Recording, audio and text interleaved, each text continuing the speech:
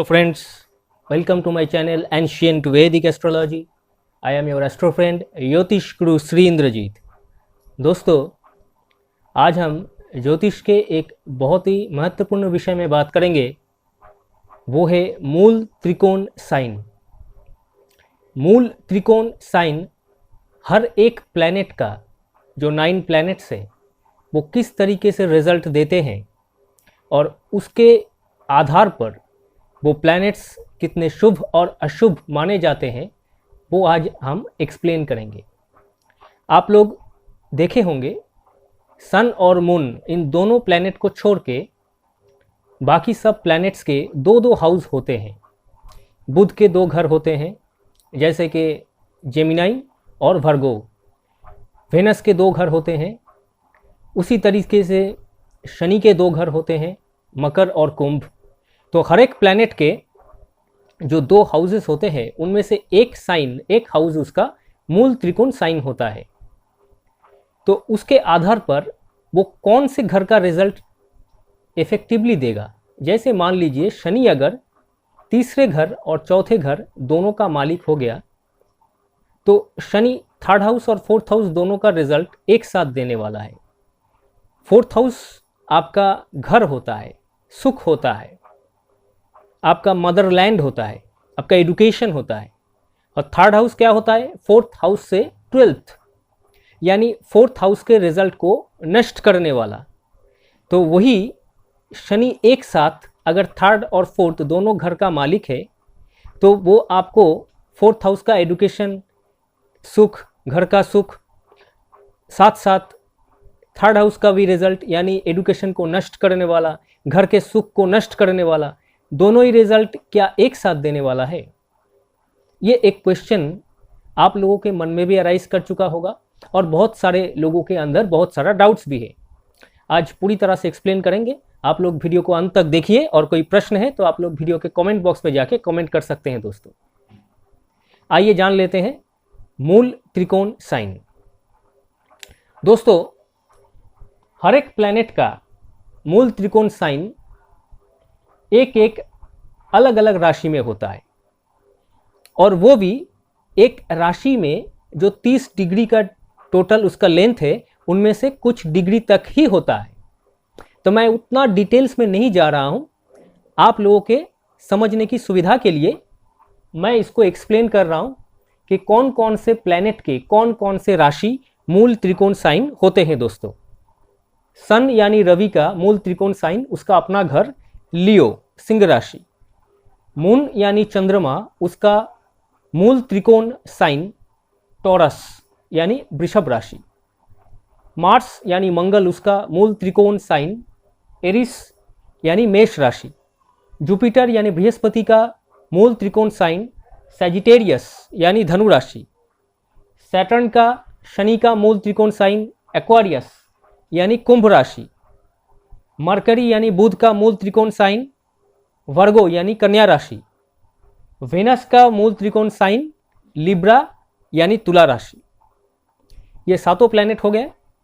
बाकी रहा राहु और केतु। इसके बारे में बहुत सारे कंट्रोवर्सीज है। दोस्तों, कुछ लोग मानते हैं राहु का मूल त्रिकोण साइन होना चाहिए कर्क राशि यानी कैंसर साइन, और कुछ लोग मानते हैं कि राहु का मूल त्रिकोण साइन होना चाहिए वर्गो साइन, कन्या राशि। तो आप लोग दोनों को ही मान के चलिए, जिससे रिजल्ट बेहतर देता है। केतु का मूल त्रिकोण साइन पाइसेस यानी मीन राशि लिया जाता है। दोस्तों, तो ये जो मूल त्रिकोण साइंस होते हैं, ये हम क्यों बता रहे हैं? इसलिए बता रहे हैं कि मूल त्रिकोण साइन अगर तीसरे घर, छठे घर, अष्टम घर या 12th हाउस में आ जाते हैं, तो वो प्लैनेट लग्नपति के हिसाब से उतना शुभ माने नहीं जाते हैं। हालांकि वो नेचुरली लग्नपति का फ्रेंड है, लेकिन दशा या अंतरदशा में वो उतना अच्छा फल नहीं भी दे सकता है और देता भी नहीं है। जैसे मान लीजिए किसी का लग्न यानी एसेंडेंट कैंसर है यानी कर्कट है, तो कर्क लग्न वालों के लोगों के लिए बृहस्पति यानी जुपिटर 6th हाउस और 9th हाउस दोनों का लॉर्ड है। अब 6th हाउस कौन सा है? कर्क लग्न के हिसाब से धनु राशि, धनु यानी सजिटेरियस जुपिटर का मूल त्रिकोण साइन है और 9th हाउस पाइसेस मीन राशि है। अब जुपिटर जो कि कर्क लग्न का मालिक यानी चंद्रमा का वैसे तो नेचुरल फ्रेंड है, लेकिन 6th हाउस उसका मूल त्रिकोण साइन में आ चुका है धनु राशि में। तो 6th और 9th ये दोनों हाउस में से जुपिटर 6th हाउस का रिजल्ट ही ज़्यादा देगा। अब 6th हाउस होता है रोग रिपु ऋण का, 9th house no doubt a very good house, fortune आपकी किस्मत, एंगुलर हाउस सबसे अच्छा, लेकिन 6th हाउस उसका सबसे ज़्यादा इंपॉर्टेंट हो जाएगा क्योंकि 6th हाउस उसका मूल त्रिकोण साइन में आ चुका है। उसी तरीके से मान लीजिए शनि तीसरे और चौथे घर का मालिक है। मान लीजिए किसी का वृश्चिक लग्न है, स्कॉर्पियो उसका एसेंडेंट है, तो उसके हिसाब से शनि कौन सा होगा? तीसरे और चौथे घर का मालिक है ना। वृश्चिक, धनु, मकर, कुंभ, मकर और कुंभ तीसरे और चौथे घर का मालिक हो जाएगा शनि। तो जैसा कि मैं आप लोगों को एक्सप्लेन कर रहा था, चौथे घर होता है आपके घर का सुख, एजुकेशन, सब कुछ, और तीसरा घर होता है उसका निगेट करने वाला, उसको डिस्ट्रॉय करने वाला। तो शनि एक ही साथ दोनों ही चीज़ कैसे दे सकता है? तो एक्चुअली वो क्या देगा? एक्चुअली उसका मूल त्रिकोण साइन में जो हाउस है उसका रिजल्ट उसमें सबसे ज़्यादा है।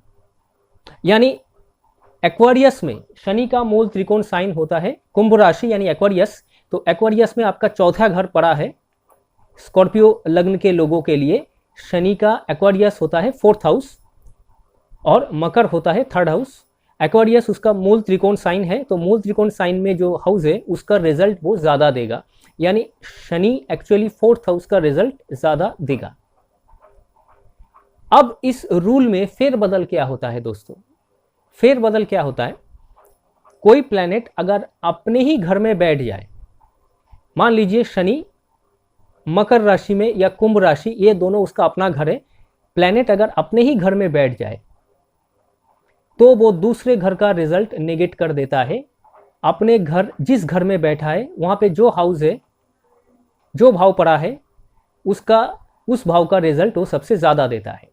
मान लीजिए शनि वृश्चिक लग्न के किसी लोगों का शनि मकर राशि में बैठा हुआ है तीसरे घर में, चौथा घर एक्वारियस खाली है, तो शनि चौथा घर का रिजल्ट लगभग नहीं देगा, वो 3rd हाउस का रिजल्ट 80% देगा। 4th हाउस का लॉर्ड है, आप 20% ले लीजिए, 80% रिजल्ट शनि 3rd हाउस का ही देगा क्योंकि वो अपने घर में बैठ चुका है।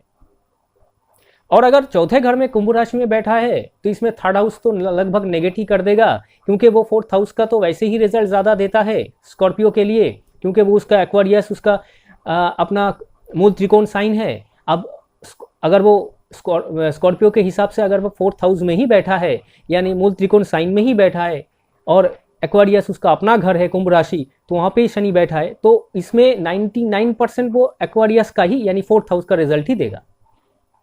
अपने घर में बैठने का ये रिजल्ट होता है दोस्तों। प्लैनेट अपने ही घर में अगर बैठा है तो उसमें जो हाउस, जो भाव पड़ा है उसका रिजल्ट उसमें ज़्यादा इंपॉर्टेंट हो जाता है। नहीं तो अगर वो अपना घर छोड़ के किसी और हाउस में बैठ जाए, किसी दूसरे राशि में बैठ जाए, तो उसमें मूल त्रिकोण साइन का रिजल्ट सबसे ज़्यादा होता है। ये तरीका होता है प्लैनेट्स के मूल त्रिकोण साइन के रेस्पेक्ट में उसका रिजल्ट अपने दशा या अंतरदशा में क्या देगा। दूसरा होता है प्लैनेट को आप शुभ या अशुभ कैसे माने, लग्न के हिसाब से। अगर प्लैनेट के जो 2 हाउसेस होते हैं उनमें मूल त्रिकोण साइन में तीसरा, छठा, 8th या 12th हाउस आ जाता है तो वो प्लैनेट अपने दशा या अंतरदशा में चाहे कितना ही शुभ हो, चाहे कितना ही लग्नपति का मित्र हो, कुछ ना कुछ खराब रिजल्ट दे ही जाता है, क्योंकि मूल त्रिकोण साइन में जो हाउस, जो भाव आता है वो इम्पॉर्टेंट हो जाता है। जैसे मैंने एक्सप्लेन किया, कर्क लग्न के लोगों के लिए जुपिटर, बृहस्पति 6th हाउस और 9th हाउस दोनों का लॉर्ड है, लेकिन 6th हाउस उसका मूल त्रिकोण साइन सजिटेरियस में आता है, इसलिए 6th और 9th दोनों में से 6th हाउस का रिजल्ट उसमें ज़्यादा है। उसी तरीके से हर एक जो प्लैनेट है उसके मूल त्रिकोण साइन को देखना चाहिए। जैसे मकर लग्न के लोगों के लिए रवि का सन होता है 8th हाउस का लॉर्ड, और सन का लियो ही होता है मूल त्रिकोण साइन। तो मकर तो वैसे ही शनि का लग्न है, तो मकर के रिस्पेक्ट में सन यानी रवि ऐसे ही लग्नपति का शत्रु है। दूसरा उसका मूल त्रिकोण साइन 8th हाउस में आता है। मकर के रिस्पेक्ट में 8th हाउस लियो आता है ना, और लियो का मालिक है रवि, तो 8th हाउस का भी लॉर्ड है, 8th उसका मूल त्रिकोण साइन है और वो लग्नपति का शत्रु है। तो लियो हो गया पक्का दुश्मन, very bad planet, a very bad planet for मकर लग्न। इसी तरीके से हर एक राशि, हर एक लग्न के लोगों के लिए सबसे अधिक खराब प्लैनेट कौन सा है ये आप जांच कर सकते हैं, और वो प्लैनेट अपने दशा या अंतर्दशा में कितना खराब रिजल्ट आपको दे सकता है या कितना शुभ रिजल्ट आपको दे सकता है ये आप अंदाज़ा लगा सकते हैं। ये हो गया मूल त्रिकोण साइन से रिजल्ट्स। मूल त्रिकोण साइन का जजमेंट कुछ और तरीके से भी हो सकता है। If a planet is badly placed from the bad मूल त्रिकोण sign, then it gives very good result. क्या मतलब हुआ इसका? मान लीजिए किसी का धनु लग्न है, सैजिटेरियस उसका लग्न है, सैजिटेरियस में उसका लग्न है, उसके लग्न के रेस्पेक्ट में 5th हाउस में मान लीजिए शनि बैठा है, शनि 5th हाउस में बैठा है, तो धनु के रेस्पेक्ट में 5th हाउस कौन सा आता है? धनु नंबर 1 एसेंडेंट लग्न, धनु, मकर, कुंभ, मीन, मेष, मेष 5th हाउस धनु के रिस्पेक्ट में। तो शनि मेष राशि में नीच का होकर बैठा है। अब देखिए शनि धनु लग्न के लोगों के लिए धनु के बाद क्या आता है? मकर और कुंभ, दूसरा और तीसरा 2nd हाउस और 3rd हाउस का मालिक है, जिसमें 3rd हाउस उसका मूल त्रिकोण एक्वेरियस है। ठीक है, तो शनि कहाँ बैठा है? शनि बैठा है मेष राशि में, उसका जो मूल त्रिकोण साइन है एक्वेरियस वो 3rd हाउस है। तो एक्वेरियस यानी कुंभ राशि, कुंभ, मीन, मेष यानी कुंभ राशि से तीसरे भाव में, तीसरा, छठा, 8th और 12th ये चारों मैलिफिक हाउस है, बैड हाउसेस है। तो badly placed from the bad house, तो तीसरे घर से तीसरे घर में बैठा हुआ है।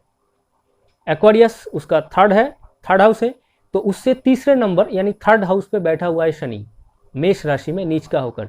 तो Saturn will give an excellent result in its दशा और अंतरा फॉर धनु लग्न if Saturn is placed in Aries, मेष राशि में नीच का होकर वो बहुत अच्छा रिजल्ट देगा अपने दशा अंतर्दशा में।